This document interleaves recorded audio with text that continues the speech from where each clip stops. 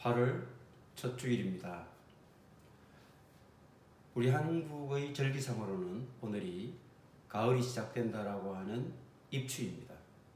그렇지만 말복이 남아있기 때문에 여전히 더운 것 같습니다.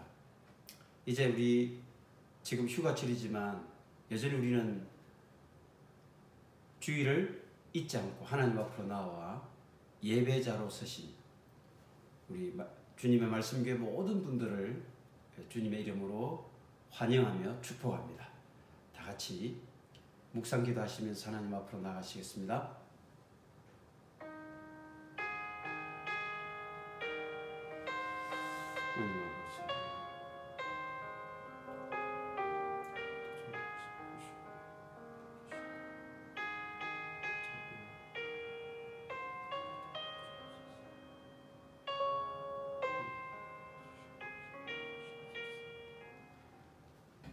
나의 종 야곱, 내가 택한 이스라엘아 들으라. 너를 만들고 너를 모태에서부터 지어낸 너를 도와줄 여호와가 이같이 말하노라. 나의 종 야곱, 내가 택한 여수르나 두려워하지 말라. 나는 목마른 자에게 물을 주며 마른 땅에 시내가 흐르게 하며 나의 영을 내 자손에게 나의 복을 내 후손에게 부어주리니 그들이 풀 가운데에서 솟아나기를 시냇가의 버들같이 할 것이라. 이스라엘의 왕인 여호와 이스라엘의 구원자인 만군의 여호와가 이같이 말하노라. 나는 처음이요 나는 마지막이라. 나 외에 다른 신은 없느니라. 거룩하신 하나님 아버지, 우리의 창조주가 되시며 우리의 구원자가 되셔서 이 땅 가운데서 하나님의 생명으로 살아가게 하시고 또한 영원한 하나님 나라에서도 영원한 하나님의 생명으로 살아가게 해 주실 말씀과 언약에 신실하신 하나님을 이 시간 찬양하며 높여드립니다. 저희들이 올려드리는 예배 가운데 임재해 주셔서 모든 영광 홀로 받아 주시옵소서. 머리 숙인 저희들에게는 한없는 은혜와 긍휼을 입는 시간 되게 하여 주시옵소서. 감사를 드리오며 예수님 이름으로 기도드리옵나이다. 아멘. 다같이 사도신경으로 우리의 신앙을 고백합니다. 전능하사 천지를 만드신 하나님 아버지를 내가 믿사오며 그 외아들 우리 주 예수 그리스도를 믿사오니 이는 성령으로 잉태하사 동정녀 마리아에게 나시고 본디오 빌라도에게 고난을 받으사 십자가에 못 박혀 죽으시고 장사한 지 사흘 만에 죽은 자 가운데서 다시 살아나시며 하늘에 오르사 전능하신 하나님 우편에 앉아 계시다가 저리로서 산자와 죽은 자를 심판하러 오시리라. 성령을 믿사오며 거룩한 공회와 성도가 서로 개통하는 것과 죄를 사하여 주시는 것과 몸이 다시 사는 것과 영원히 사는 것을 믿사옵나이다. 아멘. 찬송가 85장입니다.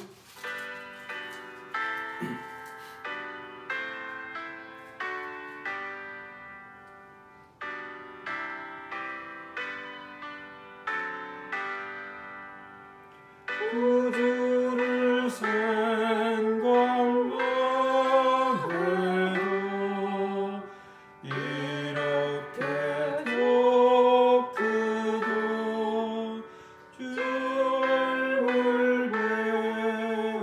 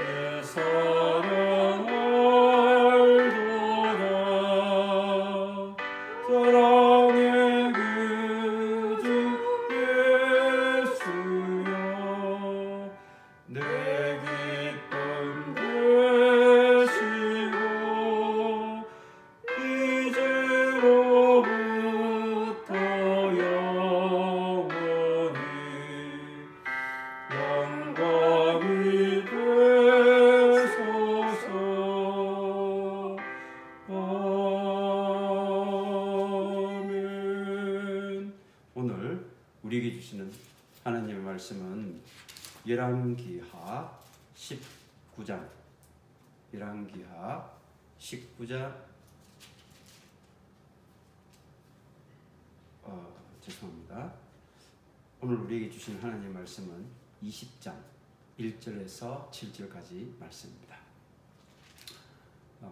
내용이 많아서 아무래도 19장을 넘어서 20장 1절에서 7절까지 말씀을 같이 보면서 그 앞의 내용을 같이 나누도록 하도록 하겠습니다. 다 같이 찾으신 줄 알고 한 목소리로 봉독하겠습니다. 열왕기하 20장 1절에서 7절입니다. 제가 봉독합니다. 그때에 히스기야가 병들어 죽게 되매 아모스의 아들 선지자 이사야가 그에게 나와서 그에게 이르되 여호와의 말씀이 너는 집을 정리하라 내가 죽고 살지 못하리라 하셨나이다.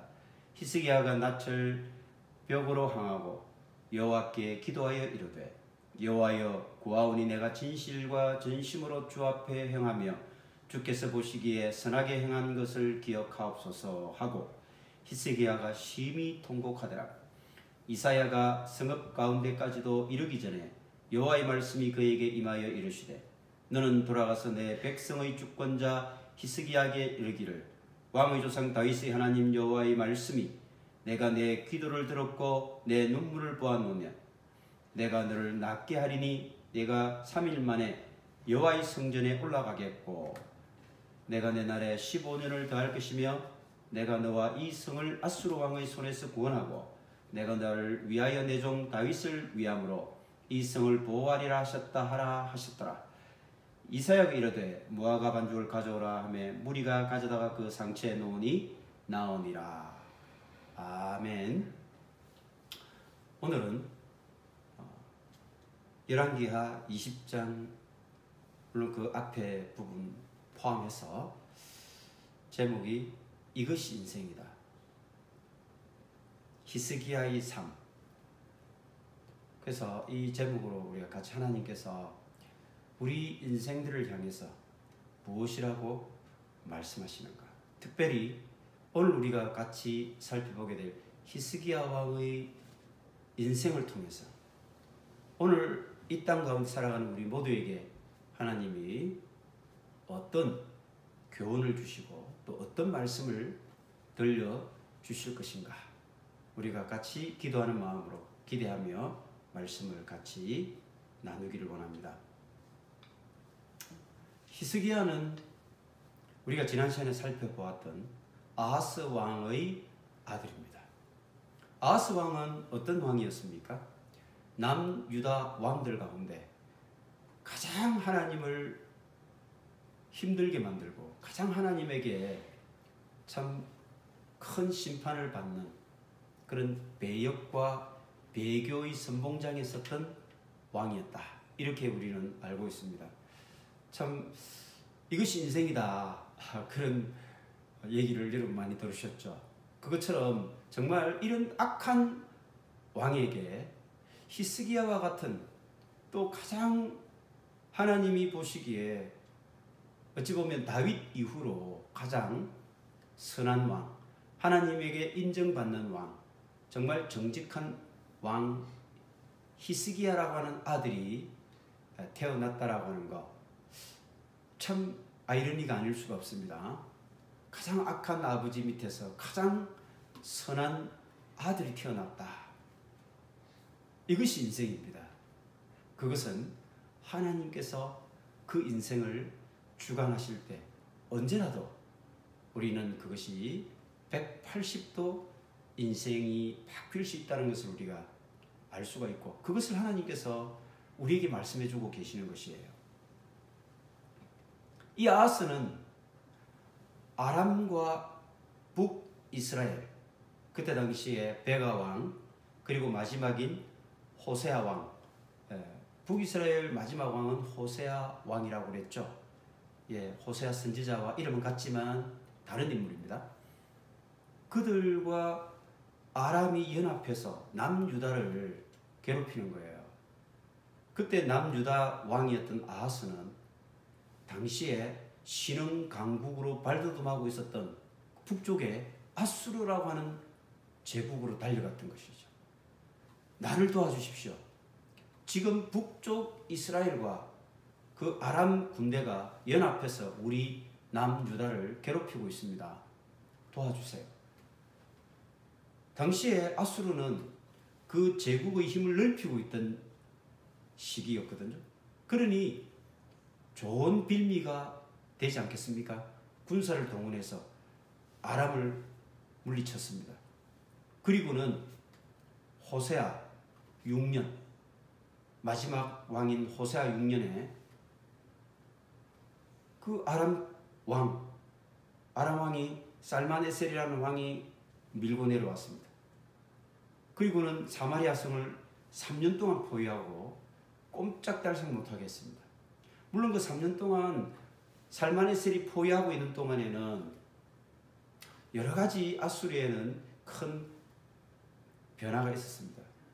그렇지만 그 살만에셀이 죽고 그 3년 동안 그의 아들이 사르곤 2세가 다시 아버지 뒤를 이어서 사마리아를 완전히 포위한 후에 멸망시키고 말죠. 그 3년 후에, 그러니까 호세아 9년입니다. 그러면 지금 본문에 우리가 등장하는 오늘 우리가 살펴볼 히스기야, 아하스 왕의 아들인 히스기야의 즉위는 언제냐 하면 호세아 왕 3년입니다. 다시 말하면 아수르 제국이 북이스라엘 사마리아 성을 포위하기 3년 전이죠. 3년 전에 남쪽에는 아하스의 아들인 히스기야 왕이 즉위하게 됩니다. 그래서 히스기야 왕은 사실은 즉위하고 난 이후에 북이스라엘이 멸망당하기 전에 즉위를 했던 왕이죠. 자, 그러면 이때 히스기야는 25세의 약관의 나이에 왕위에 딱 등장하자 아버지 아하스와는 전혀 다른 그런 정책을 펼쳤습니다. 그것이 사실 여러분들이 이제 열왕기하 18장 여기서부터 히스기야에 대한 이야기가 쭉 전개되어 나옵니다. 히스기야는 약관 25세 젊은 나이에 등극을 했지만 분명히 그가 아수르라고 하는 제국이 북이스라엘을 괴롭히는 그런 여러 가지 상황들을 익혀 알고 있었을 것이고, 이것이 부친 아하스 왕이 하나님 앞에 배역하고 패역한 왕으로서 통치했던 결과일 수 있겠다, 이런 생각을 했던 것이었죠.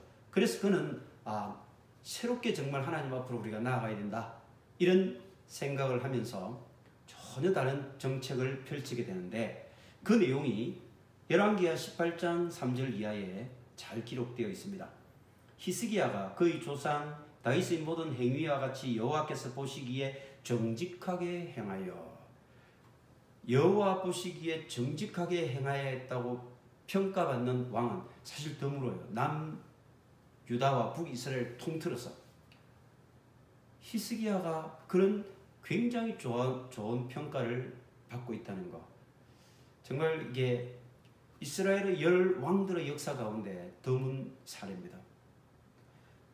어떤 구체적으로 하나님에게 선한 평가를 받았느냐, 우리가 하나님 보시기에 정직하게 행했다는 것은 거짓말을 안 했다, 이런 차원이 아니고요, 오직 그의 마음이 하나님에게만 향하고 있었다.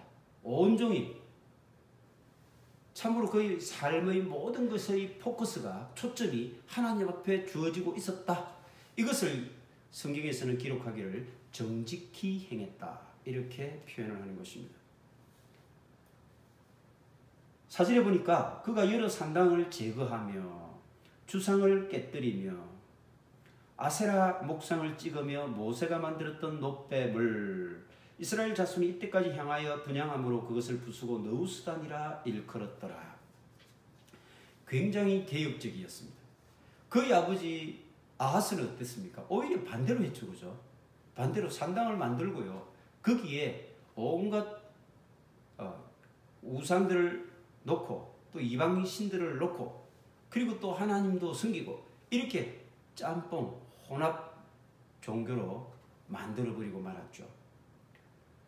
그래서 그의 아들인 히스기야는 하나님의 진노가 북이스라엘을 향해서 저렇게 물밀듯이 내려왔는데, 아마도 그는 그의 즉위한 3년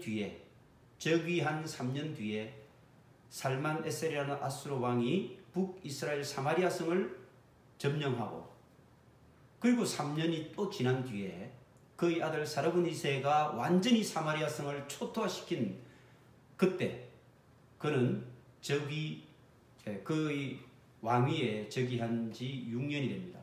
그 소식을 누구보다도 소상하게 듣고 있지 않겠습니까? 그래서 그는 정신 차려야 된다.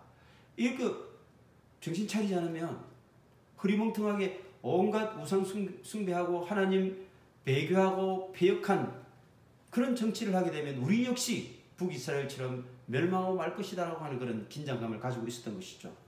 그래서 이렇게 했다는 것입니다. 특별히 우리가 주목할 만한 게 나오죠. 모세가 만들었던 놋뱀. 우리가 광야를 출애굽하던 이스라엘 백성들이 모세에게 불평불망하며 불순종한 그 결과 불뱀에 물려서 그들이 죽게 되었지 않습니까? 그때 모세가 하나님께 기도하니까 하나님이 놋뱀으로 장대도 피에 달아서 백성들이 그 불뱀에 물린 사람들이 딱 쳐다보면 낫게 그렇게 해 주셨거든요. 근데 참 아이러니한 것은 그 불뱀에 물려서 죽어가던 사람들이 실제 나았던 것은 놋뱀, 뿌리로 만든 그 뱀이 그렇게 낫게 해준 게 아니잖아요. 사실은 하나님께서 그 놋뱀을 쳐다보는 행위를 통해서 하나님이 그들의 마음을 움직이고 그래서 낫게 해준 것이거든요. 오늘날에도 보면 예를 들면 예수님이 입었던 옷이다 이라면서 그것을 굉장히 성스러운 옷이라고 또 이렇게 관광객들을 또 많은 사람들에게 성스러운 뭔가가 있다는 식으로 얘기를 합니다. 그래서 그것이 마치 하나의 숭배의 대상이 되어버리는 이런 것들을 우리가 얼마나 많이 봅니까? 심지어는 신약에도 보면 바울이 귀신을 쫓아내고 병을 낫게 해줬는데 바울의 그 손수건 있잖아요. 그것을 가지고 뭔가 큰 신통한 능력이 있는 것처럼 생각하고 사람들이 그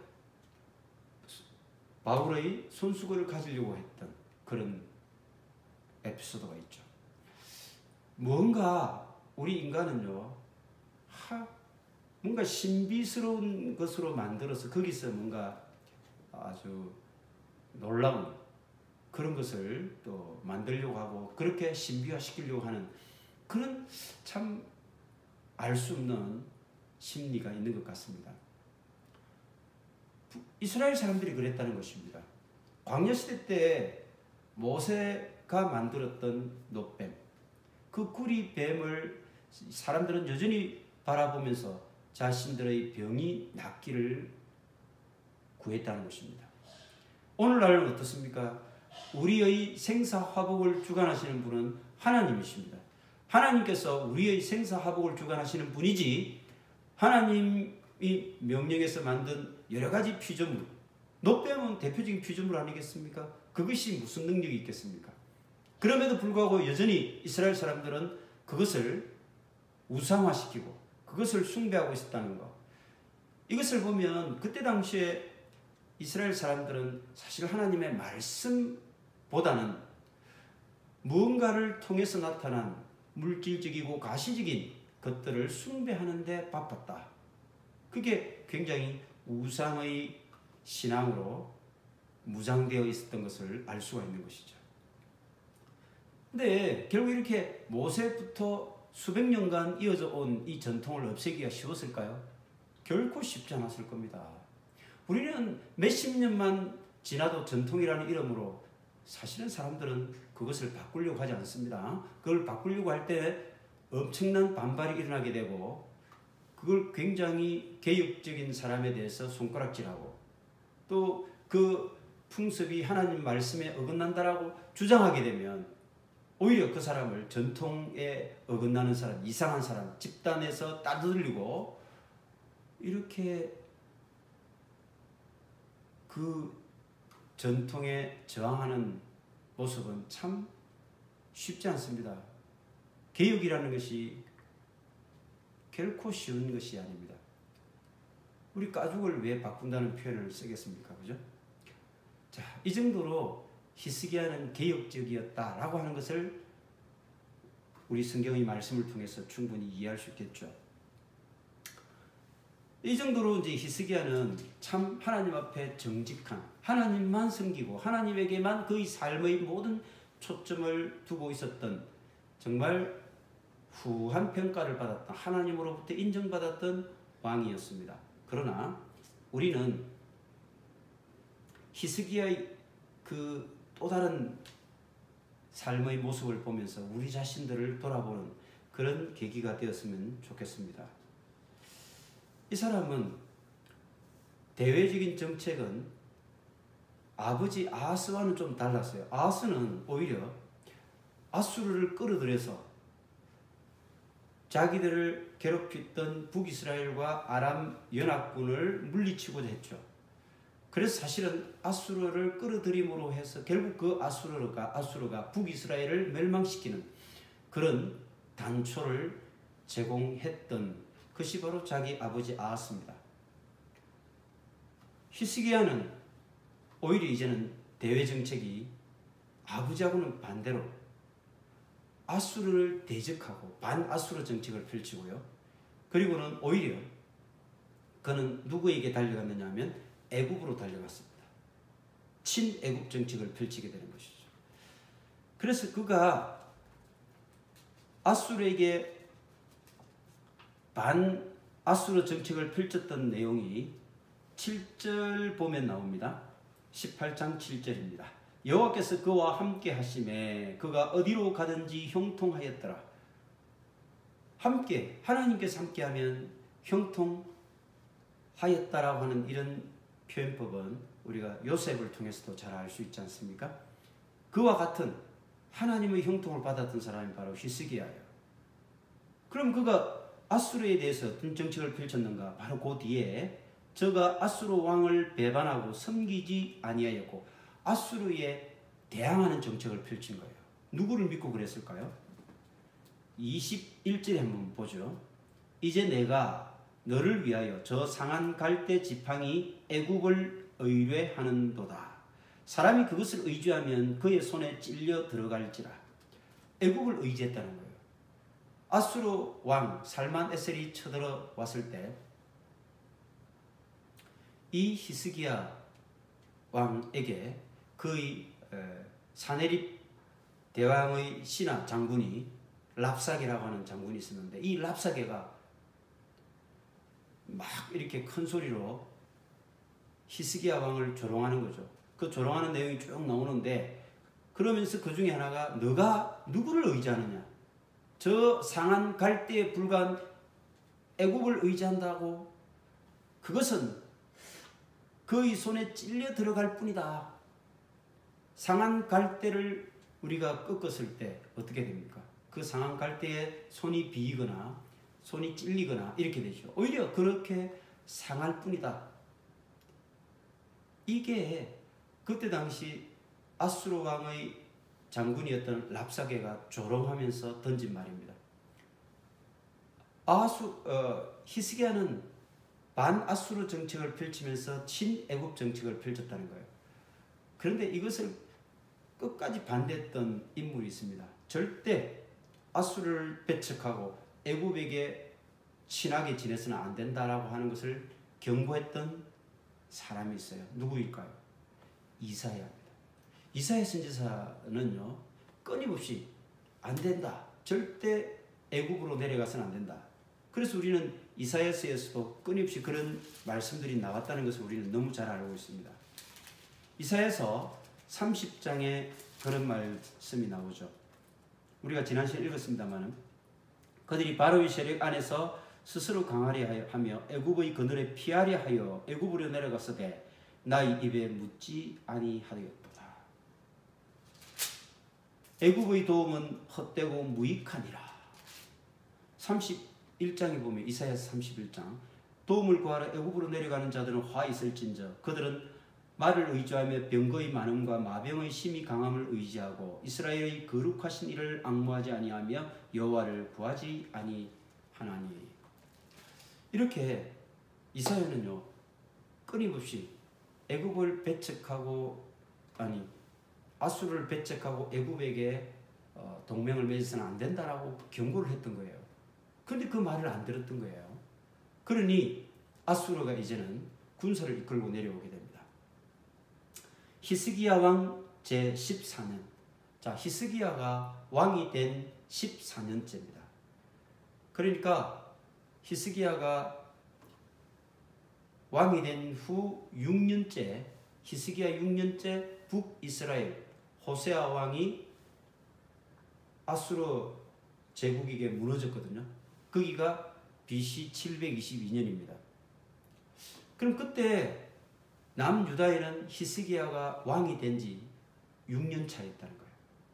근데 히스기야가 왕이 된 지 14년 차에는 이제 그 아수르 제국이 북이스라엘까지 이제 쳐내려오기 시작했습니다. 특별히 히스기야는 아수르에게 저항하는 정책을 펼쳤거든요. 애굽만 믿고 말이죠. 그래서 히스기야 14년에 아수르 왕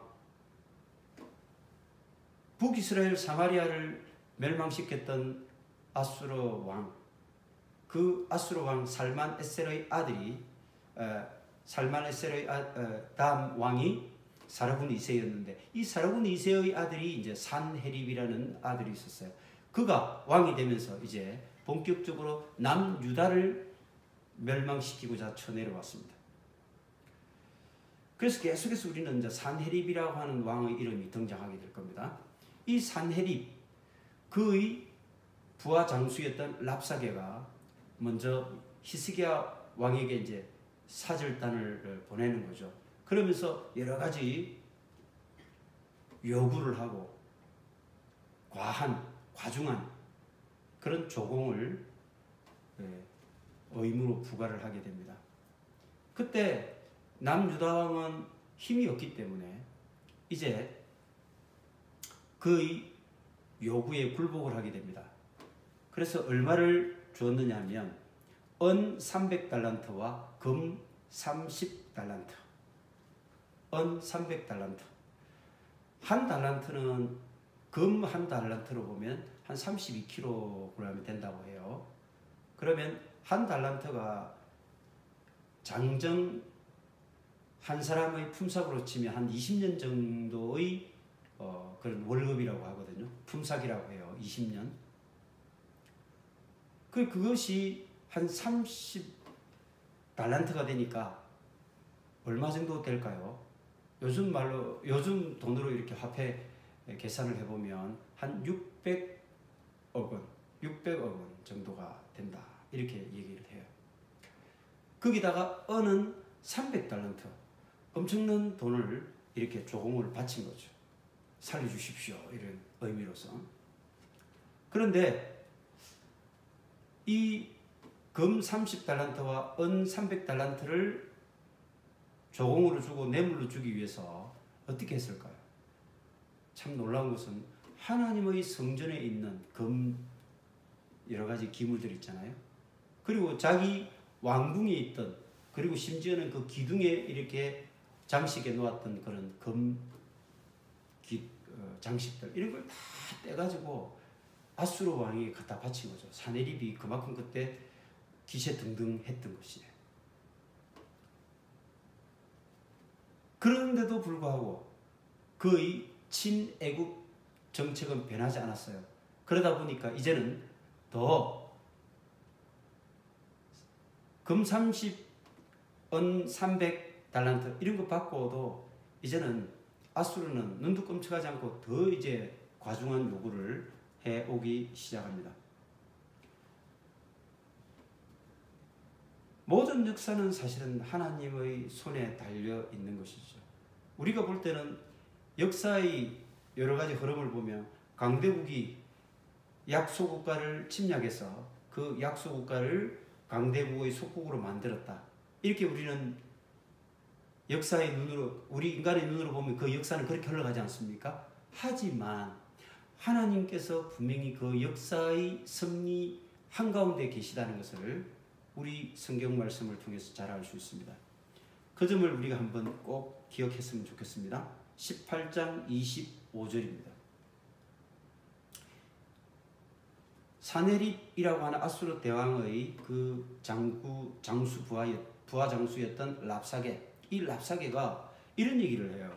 25절에 내가 어찌 여호와의 뜻이 아니고야 이제 이곳을 멸하러 올라왔겠느냐. 히스기야 그 예루살렘 성 앞에서 이렇게 외치는 거예요. 사네립이 그 부하 장수 랍사게를 통해서 물론 전달해서 큰 소리를 이렇게 외치는 겁니다. 여호와의 뜻이 아니고야 내가 어떻게 이곳을 멸하러 왔겠느냐.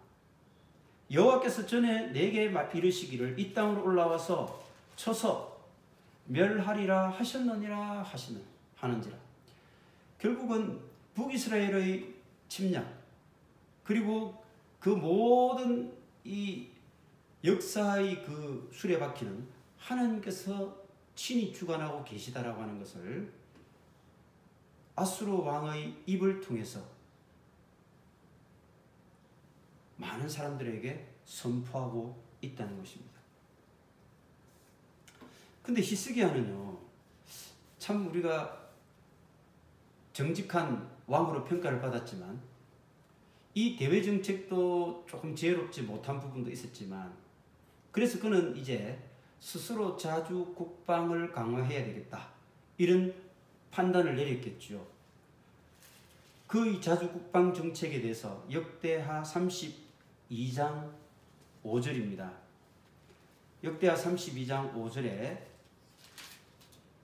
히스기야가 힘을 내어 무너진 모든 성벽을 보수하되 망대까지 높이 쌓고 또 외성을 쌓고 다윗성의 밀로를 견고하게 하고 무기와 방패를 많이 만들고 군대 지휘관들을 세워 백성을 거느리게 하고.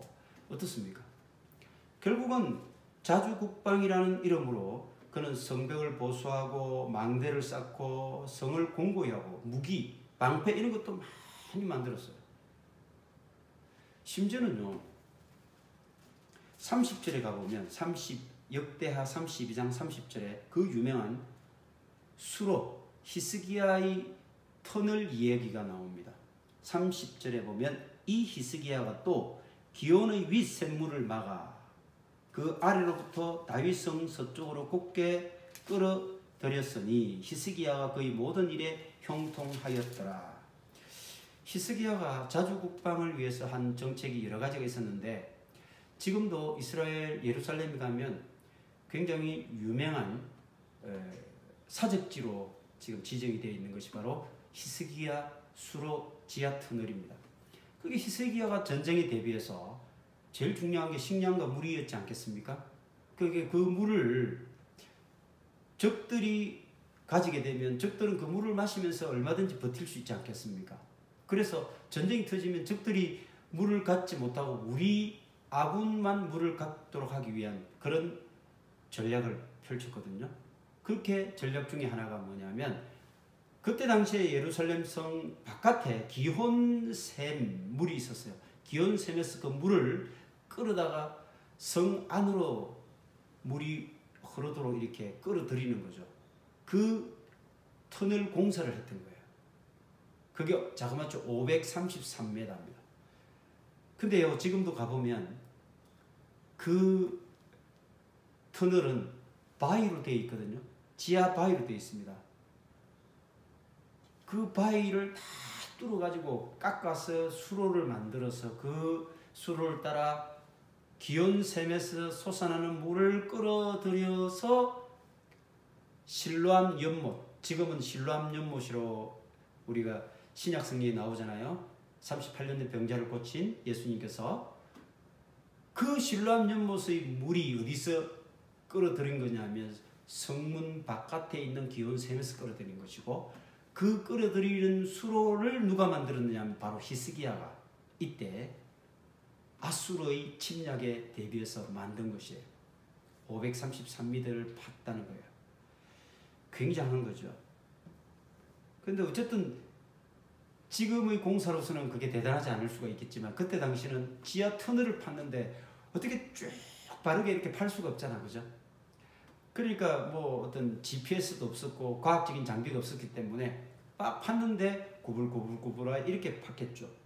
그래서 그게 성 안에 있는 실로암 연못으로 연결이 되도록 되어 있었는데 참 묘한 것은요, 그 물 높이가 30cm가 안 된다고 합니다. 그러면 바깥에 기온 샘에서 이렇게 성 안으로 이렇게 흘러 들어오는 물의 높이가 30cm가 안 되니까 물소리가 안 나는 거죠. 적에게 발각이 되지 않도록 그렇게 만든 참으로 굉장히 영특한 그런 작업을 했습니다. 이 정도로 히스기야는 자주 국방에 굉장히 노력을 했고 심혈을 기울였습니다. 그리고 그가 대외 정책을 펼칠 때는 애굽이라고 하는 강대국에 자기 나름은 의지한다고 했잖아요. 그러나 결국 그 결과는 어땠습니까?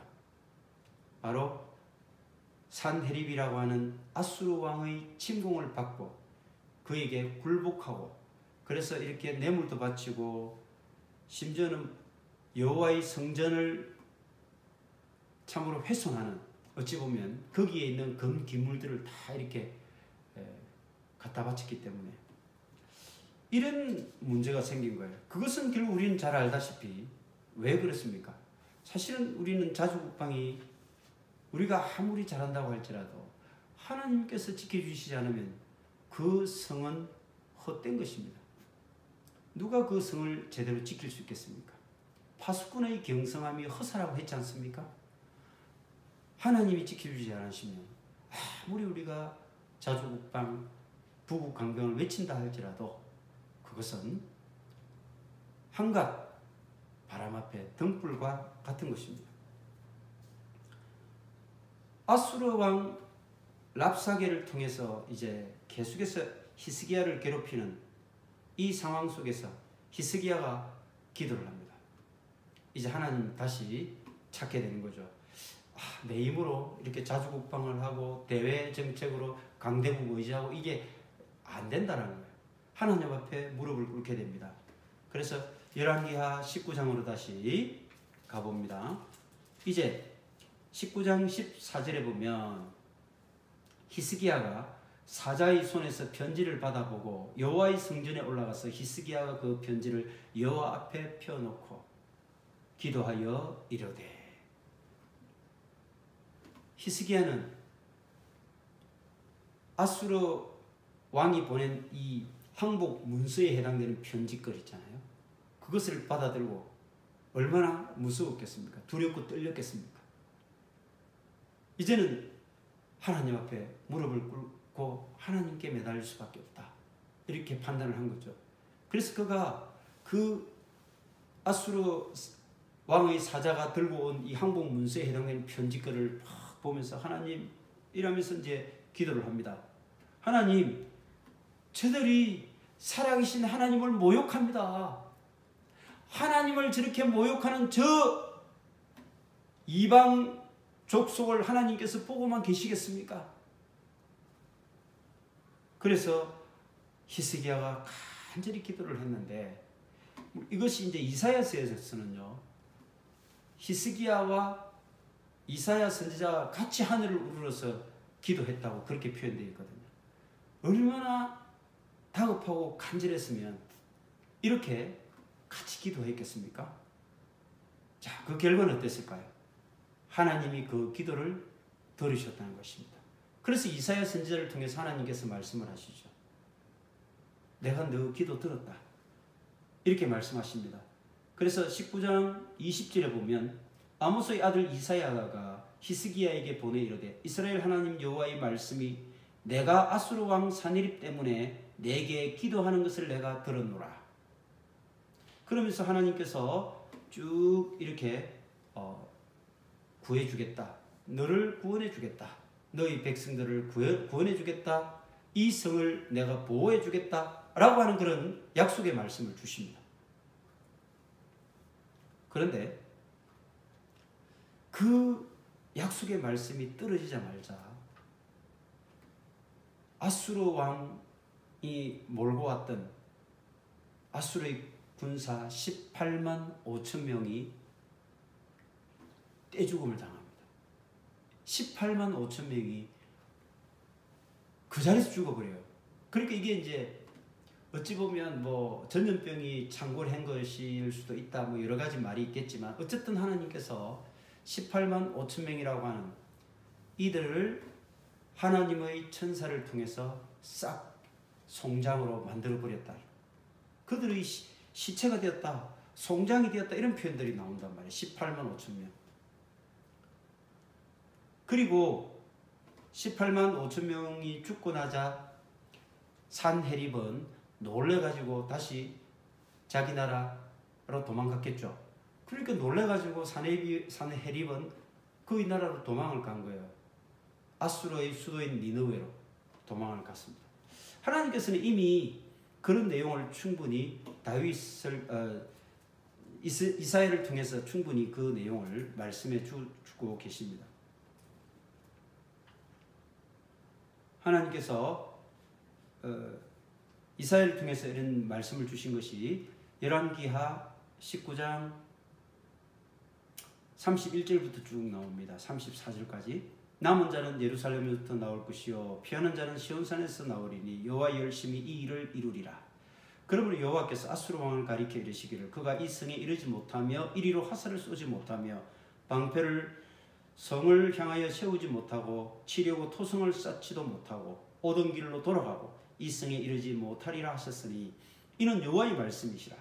내가 나와 나의 종 다윗을 위하여 이 성을 보호하여 구원하리라 하셨나이다 하였더라. 이게 이사야가 하나님 말씀을 전해 듣고 지금 히스기야의 그 기도 소리에 대한 응답으로 들려주신 거예요. 그래서 18만 5천 명이 그 자리에서 죽어버렸어요. 산 송장이 되어버린 거예요. 그리고 놀래가지고 이제 산헤립이 아수르의 수도인 니느웨로 도망을 갔는데요. 그 하나님께서 예언하신 대로 그의 아들들에 의해서 그가 암살을 당합니다. 산헤립은 암살을 당해요. 그리고는 그의 또 다른 아들이었던 에살핫돈이라고 하는 왕이 이제 그 뒤를 이어받게 되는데요.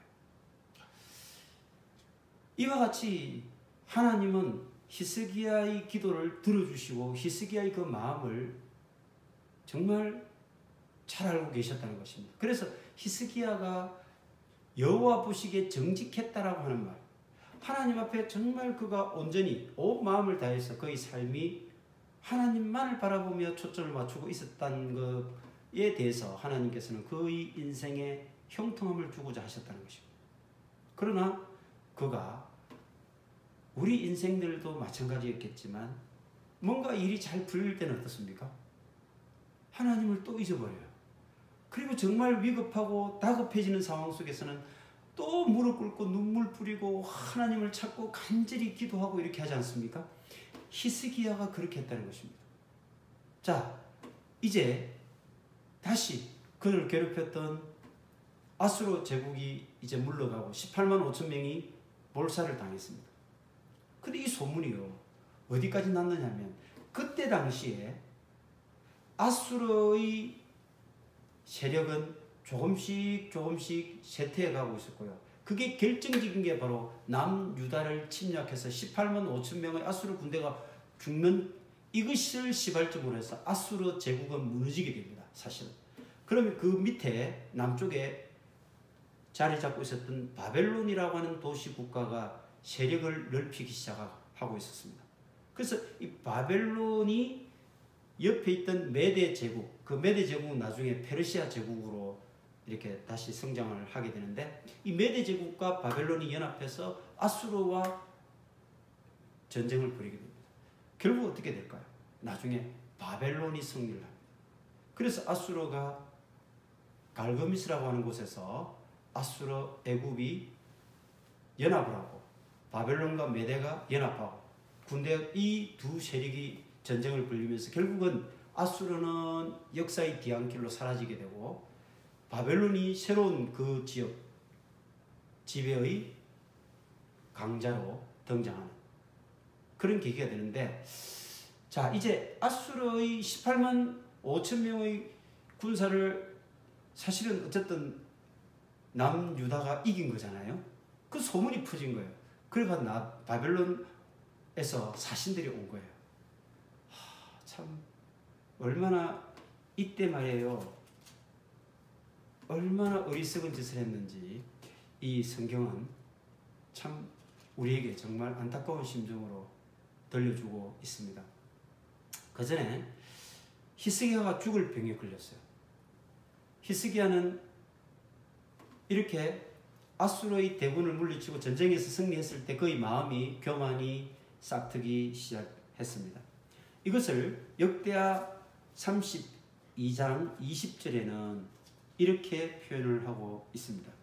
이러므로 히스기야 왕이 아모스의 아들 선지자 이사야와 더불어 하늘을 향하여 부르짖 기도하였더니 한 천사를 보내어 아수르 왕의 진영에서 모든 군사와 대장과 지휘관들을 멸하신지라. 이게 하나님께서 그들의 기도를 들어주셨다는 것이죠.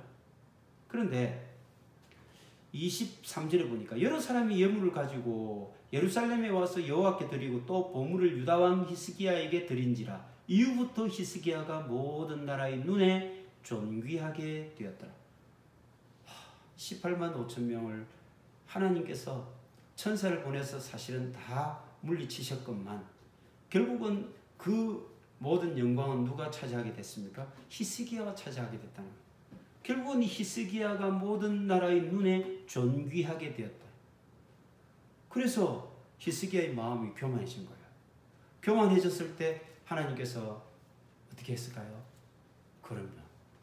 우리가 잘 아는 히스기야의 병이 나게 되었다. 그가 죽을 병이 걸렸습니다. 열왕기하 20장에도 그렇게 표현되어 있습니다. 열왕기하 20장 1절 그때 히스기야가 병들어 죽게 되며 아모스의 아들 선지자 이사야가 그에게 나와서 그에게 이르되 여호와의 말씀이 너는 집을 정리하라. 내가 죽고 살지 못하리라 하셨나. 뜬금없이 왜 히스기야가 병이 걸렸을까? 생각해 보세요. 하나님께서 왜 히스기야가 병에 걸리도록 했을까? 분명히 그가 하나님 앞에 기도하고 하나님 앞에 온갖 정말 종교적인 그런 모든 악습을 다 없애고 산당 없애고 우상들 다 없애고 하나님만 제대로 섬기고 심지어는요 유월절도 절기를 지키지 않았던 사람들 이스라엘 사람들에게 유월절을 지키도록 그렇게 절기를 지킬 것을 명령을 내렸던 왕이 히스기야입니다. 그 정도로 하나님 앞에 정말 성심을 다해서 하나님 왕으로 그렇게 섬겼던 사람이 히스기야예요. 근데 왜 그에게 죽을 병이 걸렸을까요? 병은 두 가지 종류밖에 없습니다. 하나는 살병, 하나는 죽을 병. 병에 걸려도 사는 사람이 있고 병에 걸려서 죽는 사람이 있는 거예요. 히스기야는 병에 걸려 죽게 되었다는 것입니다. 그 이사야가 너 다 정리하고 이제는 죽을 준비해라. 이런 얘기를 해요. 왜 그랬을까? 여기서 우리는 좀 혼란스러워지죠. 히스기야처럼 이렇게 정직하게 행한 왕이 왜 하나님이 뜬금없이 그를 죽을 병에 걸리게 했을까? 자, 우리는 말씀을 통해서 힌트를 얻을 수 있습니다. 열왕기하 20장 5절에 보면 이렇게 했어요. 너는 돌아가서 내 백성의 주권자 히스기야에게 이르기를.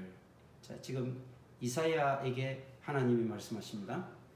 내 주권자 히스기야에게 이렇게 말해라. 왕의 조상 다윗의 하나님 여호와의 말씀이 내가 너 기도를 들었고 내 눈물을 보았노라. 내가 너를 낫게 하리니 네가 3일 만에 여호와의 성전에 올라가겠고. 히스기야 입장에서는 어떨까요? 하나님, 내가 이렇게 하나님을 향해서 성심으로 하나님 섬기고 내가 하나님 앞에 정말 선하게 행한 거 전심으로 하나님 구하면서 선하게 통치하고 이렇게 살아왔던 거 하나님 기억해 주세요. 하나님 불쌍히 주십시오. 그래서 하나님께서 그의 애절한 기도 정말 통곡하고 부르짖는 기도에 대해서 하나님께서 그 기도를 들어주셨거든요. 그래서 이제 하나님께서 낫게 해주겠다. 그리고는 15년을 더하고 이런 말이 나왔죠. 예. 그런데 여기서 보면 내가 너를 낫게 하리니 네가 3일 만에 여호와의 성전에 올라가겠다고 했어요. 3일 만에 성전에 올라간다는 말은 뒤집어서 말하면 무슨 뜻인가요? 평소에는 성전에 안 올라갔다는 거죠. 그렇잖아요. 3일 만에 네가 성전에 올라갈 것이다. 그 말은 평소에 하나님 성전에 안 올라갔다는 거예요. 그럼 평소에 하나님 성전에 뭐하러 올라갑니까? 우리가 예배드리러 가는 거죠. 하나님을 만나는 거죠. 우리가 이 예배가 얼마나 소중합니까? 우리가 하나님 만나고 하나님 앞에 우리의 본분을 다하는 가장 기본적인 모습이 바로 예배지 않습니까? 히스기야가 그렇게 18만 5천 명 죽고 아수르에 대해서 물리치고 난 이후에 마음이 교만해진 거예요. 그래서 성전 출입이 드물어진 거예요. 발이 뜸해진 거예요. 3일 만에 너가 성전에 올라가겠고, 왜 너가 매일매일 하나님을 떠나지 않고 하나님 앞에 이렇게 성전을 찾아서 예배하지 않느냐? 그 말씀입니다. 우리는 정말 문제가 우리 앞에 닥쳤을 때는 정말 죽기 살기로 하나님 나를 살려주십시오.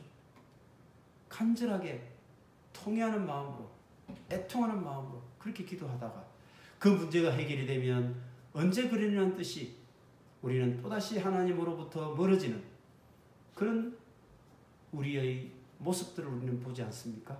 히스기야가 그랬다는 것입니다. 이것이 인생이라는 것입니다. 히스기야의 삶을 통해서 보면 우리의 삶과 우리의 신앙생활과 별반 다르지 않다는 것을 알 수가 있죠. 그런데 하나님께서는 15년을 연장시켜 주셨습니다.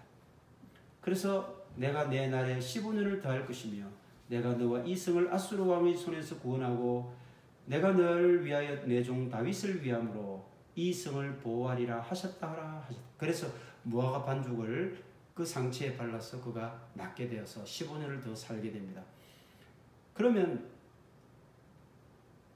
히스기야 왕이 15년을 더 살게 된 것은 그가 하나님 앞에 간절히 기도했기 때문에 15년의 생명을 연장받았다고 우리는 알고 있지만 사실은 하나님께서 더 중요한 그런 이유가 있기 때문에 그의 생명을 15년 연장을 했습니다.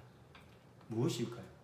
우리는 생각해 볼 때 이 사건을 통해서 많은 경우에 히스기야의 그 기도가 간절한 기도가 15년의 생명 연장을 받았다 이렇게 알고 있잖아요.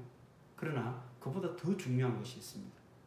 그것은 바로 하나님의 언약입니다. 하나님의 언약, 바로 다윗과의 맺은 하나님의 언약은 무엇이었습니까? 지금까지 계속 우리가 봤던 것처럼 다윗의 집안에 등불을 끄지 않겠다고 하나님께서 약속하셨죠. 그런데 지금 히스기야가 죽게 되었을 때 그때 히스기야는 아들이 없었습니다. 그러면 결국 히스기야가 아들 없이 죽게 되면 어떻게 됩니까? 아니 아들 없이 죽으면 하나님께서는 다윗에게 했던 약속인 너희 집안에 등불을 끄지 않겠다. 너희 자손들이 계속해서 이어지도록 내가 해주겠다고 약속을 하셨는데 하나님의 약속이 완전 공수표가 되잖아요. 그러면 안 되잖아요. 그래서 하나님께서는 다윗과 했던 그 약속, 그 언약에 따른 다윗의 가문에 등불을 끄지 않으시기 위해서 결국은 그를 살려주실 수밖에 없었던 거예요. 그래서 하나님은 그 언약 때문에 히스기야의 병이 낫게 했고 그 병이 나은 히스기야가 그 뒤에 아들을 낳았는데 그 아들이 누굽니까? 므낫세입니다. 뭐 낳았어요? 므낫세를 낳았어요. 뭐 낳았다고요? 므낫세를 낳았어요. 그러면 결국 이 므낫세가 그래갖고 히스기야 병이 나와서 그랬고 낳은 아들 그 히스기야가 뭐 낳았어요? 라고 막 사람들이 묻는 바람에 그 이름이 므낫세가 됐는데 결국 이 므낫세가 이게 아버지 또 히스기야하고 전혀 180도 다른 인물이 나오네요. 그건 우리가 또 다음 시간에 한번 보겠습니다만은 히스기야의 그런 선한 업적에 비해 그의 악한 아들 므낫세가 등장을 해서 이 또 할아버지 아하스에 못지않은 악행을 저지르는 그런 왕으로 등장을 하게 됩니다. 이제 우리는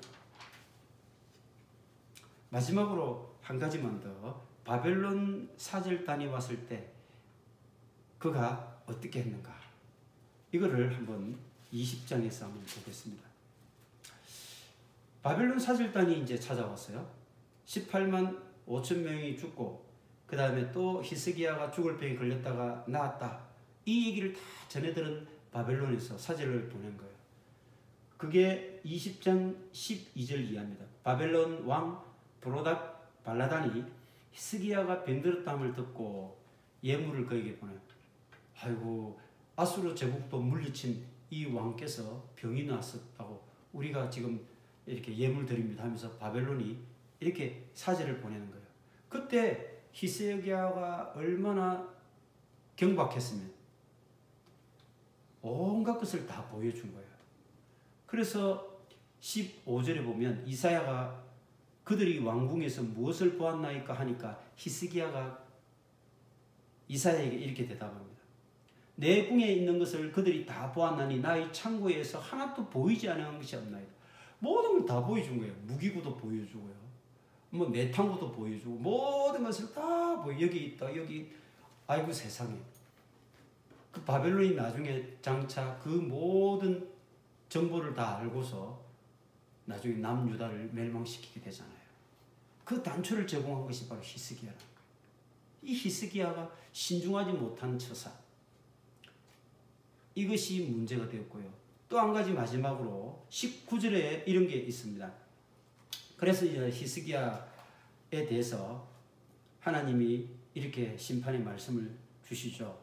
17절에 보면 여호와의 말씀이 날이 이르리니 왕궁의 모든 것과 왕의 조선들 오늘까지 쌓아두었던 것이 바벨론으로 옮긴 바 되고 하나도 남지 않을 것이요. 누가 그렇게 경솔하게 처신한 거, 너 반드시 보응을 받을 것이다. 그래서 다 모든 것이 바벨론으로 옮겨간다. 포로로 잡혀갈 것이라는 것이죠. 그래서 결국은 이 말씀대로 70년의 포로 생활로, 그리고 다니엘, 또 이런 모든 이 에스라 이런 많은 사람들이 포로로 끌려가지 않습니까? 19절에 보니까 이 말을 들은 히스기야가 이사야에게 뭐라고 말하는지 한번 보십시오. 19절. 히스기야가 이사야에게 이르되 당신이 전한 바 여호와의 말씀이 선하니이다. 그 경고의 메시지, 심판의 메시지에 대해서 탁 듣고 당신이 말씀하신 그 모든 것이 다 선합니다. 제가 다 수긍합니다. 그러면서 또 이랍니다. 또 이르되 만일 내가 사는 날에 태평과 진실이 있을진데 어찌 선하지 아니하리요. 왜 하나님의 말씀이 선한가라고 하는 것에 대해서 보니까 내가 사는 날에 태평과 진실이 있을진데, 그 말은 바꾸어 얘기하면 뭔가요? 내 자녀들에 대해서는 모르겠다는 거예요. 내 자녀 세대에는 만약에 바벨론으로 잡혀가고 포로로 잡혀가 이런 부분에 대해서는 내가 잘 모르겠습니다. 그러나 어쨌든 내가 사는 날 동안에 이렇게 태평한 세월이 되면 그것이 하나님 말씀이 선한 거 아닙니까? 이렇게 미래 세대에 대해서 소홀했다는 것, 그것이 사실 어떻게 보면 므낫세라고 하는 참으로 배역한 자녀가 탄생하는 계기가 되었을지 모릅니다. 이제 우리는 이 히스기야 왕의 모든 역사를 통해서 하나님 앞에 신실했던 면과 또 그가 살아가면서 하나님을 또 이렇게 소홀했던 면, 하나님에 대해서 정말 경솔했던 면, 이런 것들을 보면서 우리도 역시 그런 인생을 살 수밖에 없겠다. 이것을 성경의 말씀을 통해서 우리가 깨닫게 됩니다. 이사야서가 총 66장으로 되어 있습니다. 근데 이사야서 전반부와 후반부가 딱 나뉘게 되는데 1장부터 39장까지가 전반부로 이스라엘과 여러 이방의 나라들이 심판을 받을 것, 거기에 대해서 말씀하고 있어요.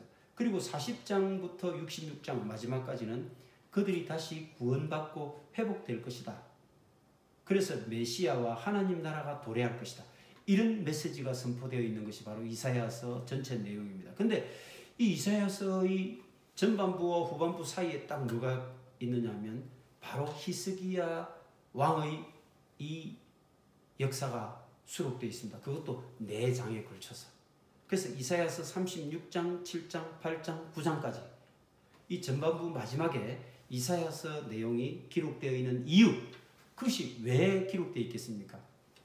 이사야의 새로운 나라, 하나님의 새로운 메시아의 출현에 대한 그런 회복과 구원의 노래를 들려주시기 전에 이사야의 이 역사를 통해서 너희들이 하나님 앞에 똑바로 서지 못하면 이 새롭게 도래할 하나님의 나라, 새롭게 정말 하나님이 베풀어 가실 이 구원의 역사, 여기에 너희들이 동참하지 못할 것이다. 여기에 동참하는 너희들은 히스기야의 삶을 통해서 이렇게 간절할 때만 하나님 찾다가 다시 뭔가 태평해지면 또 다시 마음이 교만해지고 하는 이런 모습을 되풀이해서는 안 된다. 오직 초지일관 어떤 상황에서도 태평하든 우리의 모든 삶이 고난이 닥치든 어떤 상황에서든 우리가 하나님을 경외하고 하나님만 바라보고 하나님을 섬기는 일이 초지일관해야 된다. 그 믿음이 조금 더 변화되거나 흔들려서는 안 된다라고 하는 것을 우리에게 말씀해 주고 있는 것입니다. 이것이 히스기야의 생애를 통해서 성경이 우리에게 들려주는 굉장히 중요한 메시지가 되는 것이고, 하나님의 마음을 그렇게 메시지를 통해서 우리가 이 시간에 듣기를 하나님께서 원하고 계신다는 것을 우리 모두가 꼭 기억했으면 좋겠습니다. 그래서 우리는 히스기야처럼 올라갔다가 내려갔다 올라갔다 내려갔다가 아니라 초지일관 일관된 마음, 동일한 마음으로 하나님께 나아가고 하나님을 섬기고 하나님의 말씀에 귀 기울이고 하나님 말씀을 따라서 우리가 살아가는 승리의 삶을 사는 우리 모든 주님의 말씀교회 성도들 다 되었으면 좋겠습니다. 이 여름에 우리 모두는 오직 말씀, 오직 말씀, 단 한순간도 우리가 하나님 말씀을 떠나지 않겠다. 그래서 내가 편안해질 때 내 마음이 풀어지지 않겠다라고 하는 그런 다짐을 하고 하나님 앞에 그런 결단을 하는 이 한 주간이 되고 승리의 삶을 사는 하나님 기뻐하시는 그런 한 주간의 그런 삶이 되기를 간절히 축원드립니다. 다 같이 찬송가 290장 1절과 4절 하겠습니다. 1절과 3절입니다.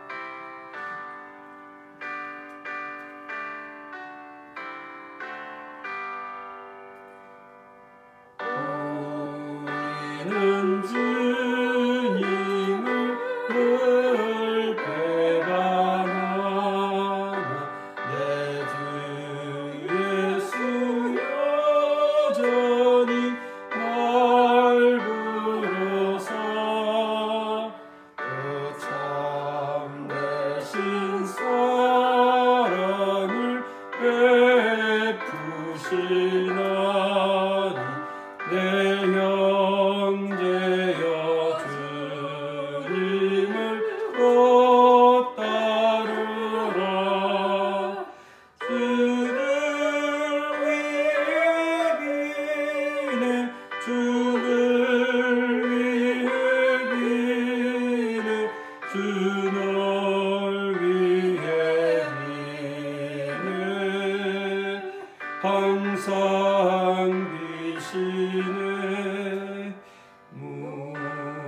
무거운 짐 지고 애타는 인생 주 예수께 돌아가고 쉬어라. 내 주 예수 너희를 돌보실 때에 참 낙과 안위가 넘치겠네. 주를 위해 비네 주를 위해 비네 주 널 위해 비네 항상 비시네. 아멘. 기도하겠습니다. 자비로우신 하나님 아버지, 저희들은 한순간도 하나님의 은혜 없이는 살아갈 수 없는 존재들입니다. 오늘 우리들에게 허락해 주신 이 신선한 공기와 따사로운 햇살이 우리를 살리는 하나님의 가장 큰 은혜이며 가장 놀라운 선물임을 고백합니다. 그 생명을 주시려고 우리 같은 죄인들을 위해 값없이 십자가를 지신 주님의 사랑이 헛되지 않도록 히스기야의 눈물과 통곡이 나의 눈물과 통곡이 되도록 가난하고 통해하는 심령을 마음 깊이 간직하며 살아갈 수 있도록 인도하여 주시옵소서.